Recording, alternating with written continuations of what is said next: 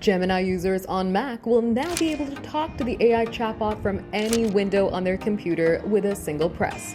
Welcome to GadInsider, your place for the latest tech news. Simply by long pressing the FN button on the bottom left corner of their keyboard, users can use the feature to transcribe spoken words at the cursor so the chatbot can take notes as they read sources or brainstorm out loud. Google says Gemini will return a polished transcript by automatically removing ums and ahs.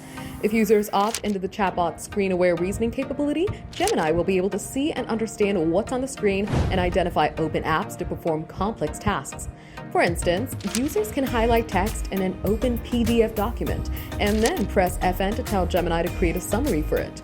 Or they can highlight text from their notes and then tell Gemini to draft an email from the information in those notes if they have access to Gemini's Spark agentic AI.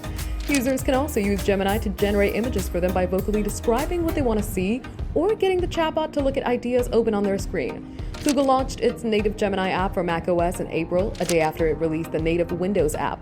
In June, Google added its Spark agentic AI assistant to the app, giving it the ability to do complex tasks, such as asking it to create new spreadsheets or documents. Now it's rolling out this feature to all Gemini users on macOS around the world. While it only supports English for now, the company says support for more languages is coming later this year.